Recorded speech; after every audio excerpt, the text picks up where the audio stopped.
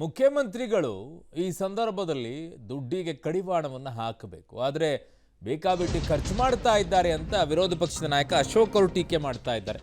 9 ಕೋಟಿ ವೆಚ್ಚದಲ್ಲಿ ಸಿಎಂ ನಿವಾಸ ಕಾವೇರಿ ನವೀಕರಣ ಆಗ್ತಾ ಇದೆ. ಮಜಾವಾದಿ ಸಿದ್ದರಾಮಯ್ಯ ಅಂತ ವಿಪಕ್ಷ ನಾಯಕ ಅಶೋಕ್ ಅವರು ಟೀಕೆ ಮಾಡ್ತಾ ಇರೋದು. ರೈತರಿಗೆ ಬರ ಪರಿಹಾರಕ್ಕೆ ಬರೀ 2,000, ಸಿಎಂ ಬಂಗ್ಲೆಗೆ 9 ಕೋಟಿ ಸಿಂಗಾರ.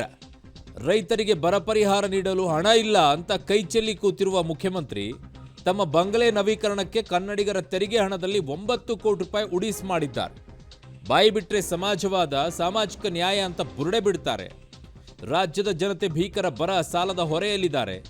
ಅಭಿವೃದ್ಧಿ ಶೂನ್ಯತೆಯಿಂದ ಸೊರಗ್ತಾ ಇರುವಂಥ ಪರಿಸ್ಥಿತಿಯಲ್ಲಿ ಇಂತಹ ಶೋಕಿ ಬೇಕಿತ್ತ ಅಂತ ಸಿದ್ದರಾಮಯ್ಯನವರನ್ನ ವಿಪಕ್ಷ ನಾಯಕ ಅಶೋಕ್ ಅವರು ಟ್ವೀಟ್ ಮೂಲಕವಾಗಿ ಟೀಕೆಯನ್ನ ಮಾಡಿದ್ದಾರೆ.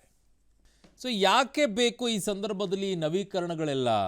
9 ಕೋಟಿ ವೆಚ್ಚದಲ್ಲಿ ನವೀಕರಣ ಅಂತಂದರೆ ನವೀಕರಣಕ್ಕೆ 9 ಕೋಟಿನ? ಅಯ್ಯಪ್ಪ, ದೊಡ್ಡ ಬಂಗ್ಲೆನೇ ನಿರ್ಮಾಣವಾಗತ್ತಲ್ರಿ. ದೊಡ್ಡ ಬಂಗ್ಲೆ ನಿರ್ಮಾಣವಾಗತ್ತಿಲ್ಲ, ಅಥವಾ ಪೂರ್ತಿ ಡೆಮಾಲಿಷನ್ ಮಾಡಿ ಹೊಸದಾಗಿ ಕಟ್ತಾ ಇದ್ದೀರೋ? ಅದು ಏನು 9 ಕೋಟಿಗೆ ನೀವು ನವೀಕರಣ ಮಾಡ್ತಾ ಇರೋದು? ಚೆನ್ನಾಗೇ ಇದೆಯಲ್ವ ಅದು ಕಾವೇರಿ? ಲಾಸ್ಟ್ ಟೈಮ್ ನೀವೇ ಮುಖ್ಯಮಂತ್ರಿ ಆದಂಥ ಸಂದರ್ಭದಲ್ಲಿ ಒಂದಿಷ್ಟೇನೋ ನವೀಕರಣಗಳಾಗಿತ್ತಲ್ಲಿ. ನಾನು ತಪ್ಪಲ್ಲ ಅನ್ನೋದಾದರೆ, ಈಗ 2013ರಿಂದ 2018 ನಂಗೆ ನೆನಪಿದ್ದಂಗಿದೆ ಈ ಕಾವೇರಿ ವಿಚಾರದಲ್ಲೇ ನವೀಕರಣವನ್ನು ಮಾಡ್ಕೊಂಡಿದ್ದು ಆ ಟೈಮಲ್ಲಿ. ಏನಿದು ಈ ರೀತಿಯಾಗಿ 9 ಕೋಟಿನ? ಅಯ್ಯಯ್ಯಪ್ಪ.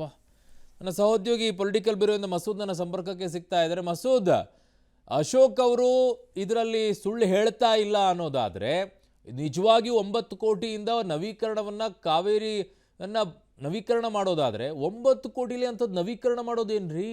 ಹೊಸ ಬಂಗ್ಲೆನೇ ನಿರ್ಮಾಣ ಆಗುತ್ತಿಲ್ಲ 9 ಕೋಟಿಯಲ್ಲಿ. ಅರುಣ್, ಆರೋಶಕ್ ಅವರು ಇವತ್ತು ಟ್ವೀಟ್ ಮಾಡಿರುವಂಥ ರೀತಿ ನೋಡಿದ್ರೆ ಸಿದ್ದರಾಮಯ್ಯನವರು ಈ ಒಂದು ರೀತಿಯಲ್ಲಿ ಬರದ ಪರಿಸ್ಥಿತಿ, ಸಂಕಷ್ಟದ ಸಂದರ್ಭದಲ್ಲಿ ಹತ್ತತ್ರ 9 ಕೋಟಿ ವೆಚ್ಚವನ್ನು ತಮ್ಮ ಕಾವೇರಿ ನಿವಾಸದ ನವೀಕರಣಕ್ಕೆ ಬಳಕೆ ಮಾಡಿಕೊಂಡಿದ್ದಾರೆ ಅನ್ನುವಂಥ ಆರೋಪ ಮಾಡಿದ್ದಾರೆ. ದಾಖಲೆಗಳ ಪ್ರಕಾರ 6,40,00,000 ಕಾವೇರಿ ನಿವಾಸದ ನವೀಕರಣಕ್ಕಾಗಿ ಕಳೆದ 9 ತಿಂಗಳಿಂದ ಮುಖ್ಯಮಂತ್ರಿಗಳು ಬಳಕೆ ಮಾಡಿಕೊಂಡಿದ್ದಾರೆ. ಇನ್ನು ಇತರೆ 2,20,00,000 ಇತರೆ ಸಚಿವರ ವಸತಿ ಗೃಹಗಳ ನವೀಕರಣ ಕಾರ್ಯ, ಜೊತೆಗೆ ಗೃಹ ಕಚೇರಿ ಕೃಷ್ಣ ನವೀಕರಣ ಕೆಲಸಕ್ಕೆ ಬೇರೆ ಬೇರೆ ವಸ್ತುಗಳನ್ನು ಖರೀದಿ ಮಾಡೋದಕ್ಕೆ ಬಳಕೆ ಮಾಡಿಕೊಂಡಿರುವಂಥದ್ದು. ಒಟ್ಟಾರೆಯಾಗಿ 9 ಕೋಟಿ ಅಂದರೆ 8,61,00,000 ರೂಪಾಯಿಯನ್ನ ವೆಚ್ಚ ಮಾಡಿದ್ದಾರೆ ಈ 9 ತಿಂಗಳಲ್ಲಿ. ಅಂದರೆ ಮತ್ತೊಂದು ಕಾವೇರಿ ನಿವಾಸವನ್ನು ನಿರ್ಮಾಣ ಮಾಡಬಹುದು, ಅಷ್ಟರ ಮಟ್ಟಿಗೆ ಟೀಕೆ ವ್ಯಕ್ತ ಆಗ್ತಿದೆ. ಆರೋಶಕ್ ಅವರು ಬರದ ಸಂದರ್ಭದಲ್ಲಿ ಮುಖ್ಯಮಂತ್ರಿಗಳಿಗೆ ಈ ಸಿಂಗಾರ ಬೇಕಾಗಿತ್ತಾ? ರೈತರಿಗೆ ಹತ್ತತ್ರ ಈ ಒಂದು ಸೆಪ್ಟೆಂಬರ್ ಮೊದಲ ವಾರದಲ್ಲಿ ಮುಖ್ಯಮಂತ್ರಿಗಳು ಕಾವೇರಿ ನಿವಾಸಕ್ಕೆ ಶಿಫ್ಟ್ ಆದರು. ಆವಾಗಲೇ 3 ಕೋಟಿ ವೆಚ್ಚ ಮಾಡಿದ್ರು. ಆ ಒಂದು 3 ಕೋಟಿನಲ್ಲೇ 43,000 ರೈತರಿಗೆ 2,000 ರೀತಿ ಹಾಕಬಹುದು. ಆದರೆ ಈಗ ಒಟ್ಟು ಹತ್ತತ್ರ 9 ಕೋಟಿ ವೆಚ್ಚ ಮಾಡಿರುವಂಥದ್ದು ಯಾವ ಪುರುಷಾರ್ಥಕ್ಕೆ ಬರದ ಸಂದರ್ಭದಲ್ಲಿ? ಜೊತೆಗೆ ಸಮಾಜವಾದಿ ಸಿಂಪಲ್ ಲೈಫ್ ಅಂತ ಹೇಳ್ತೀರಾ ಸಿದ್ದರಾಮಯ್ಯನವರು ನೀವು, ಆದರೆ ಈ ಥರದ ಐಷಾರಾಮಿ ನವೀಕರಣ ಬೇಕಾ ಅನ್ನುವಂಥ ಪ್ರಶ್ನೆಯನ್ನು ಕೂಡ ಆರೋಶಕ್ ಅವರು ಮಾಡಿದ್ದಾರೆ.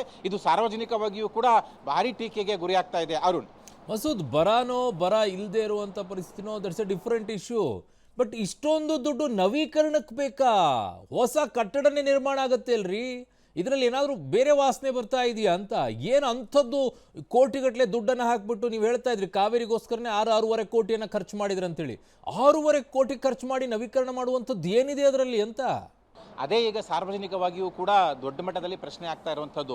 ಒಂದು ಹೊಸ ಕಾವೇರಿ ಕಟ್ಟಡವನ್ನೇ ಈ ಒಂದು ಹಣದಲ್ಲಿ ಕಟ್ಟಬಹುದು. ಜೊತೆಗೆ ಅದರಲ್ಲಿ ತೋರಿಸಿದ್ದಾರೆ ದಾಖಲಾತಿಯಲ್ಲಿ ಯಾವ್ಯಾವುದಕ್ಕೆ ಎಷ್ಟೆಷ್ಟು ಖರ್ಚಾಗಿದೆ ಅಂತ. ಪೀಠೋಪಕರಣಗಳು, ಕೆಲವೊಂದು ರೂಮ್ಗಳ ನವೀಕರಣ, ಇಡೀ ಕಾವೇರಿ ನಿವಾಸಕ್ಕೆ ಸುಣ್ಣ ಬಣ್ಣ ಬೆಳೆದಿರುವಂಥದ್ದು, ಜೊತೆಗೆ ಹೊರಗಡೆ ಪ್ರಾಂಗಣ, ಜೊತೆಗೆ ಇನ್ನೊಂದು ಸಭೆ ಮಾಡೋದಕ್ಕೆ ಒಂದು ಕಟ್ಟಡ ಕಟ್ಟವ್ರೆ ಕಾವೇರಿ ಮುಂಭಾಗದಲ್ಲಿ. ಅದಕ್ಕೆ ಒಟ್ಟಾರೆಯಾಗಿ ಹತ್ತತ್ರ 8,61,00,000 ಜೊತೆಗೆ ಸಚಿವರ ವಸತಿ ಗೃಹಗಳ ನವೀಕರಣ ಎಲ್ಲವೂ ಕೂಡ 9 ಕೋಟಿ ಹತ್ತತ್ರ ವೆಚ್ಚ ಮಾಡಿರುವಂಥದ್ದು. ಯಾಕೆ ಅನ್ನುವಂಥದ್ದು, ಆ ಜೊತೆಗೆ ಯಾವತ್ತೇ ಈ ಥರದ ವೆಚ್ಚಗಳು ಬಂದಾಗ ಸಹಜವಾಗಿ ಆರೋಪಗಳು, ಅನುಮಾನಗಳು ಬರ್ತವೆ. ಇದರಲ್ಲೂ ಕೂಡ ಮುಂದಿನ ದಿನಗಳಲ್ಲಿ ಎಷ್ಟೆಲ್ಲ ಅಕ್ರಮ ಆಗಿದೆ ಅನ್ನೋದು ಗೊತ್ತಾಗುತ್ತೆ. ಆದರೆ ಮುಖ್ಯಮಂತ್ರಿಗಳು ಈ ಥರದೊಂದು ಕಷ್ಟದ ಸಂದರ್ಭದಲ್ಲಿ ಇಷ್ಟು ವೆಚ್ಚ ಮಾಡಬೇಕಾಗಿತ್ತ ಅನ್ನುವಂಥದ್ದು. ಜೊತೆಗೆ ಸರ್ಕಾರ ಬಂದಾಗಿನಿಂದ ಬರ ಆರಂಭ ಆಗಿದೆ. ಹಾಗಾಗಿ ಈ 9 ತಿಂಗಳಲ್ಲಿ 9 ಕೋಟಿ ಅಗತ್ಯ ಇತ್ತ ಅನ್ನುವಂಥ ಪ್ರಶ್ನೆ ಇದೆ. ಸ್ಪಷ್ಟೀಕರಣ ಇನ್ನೂ ಮುಖ್ಯಮಂತ್ರಿಗಳಿಂದ ಬಂದಿಲ್ಲ. ಅರುಣ್. ಓಕೆ ಮಸೂದ್, ನಿಮ್ಮೆಲ್ಲ ಮಾಹಿತಿಗೆ ಧನ್ಯವಾದಗಳು.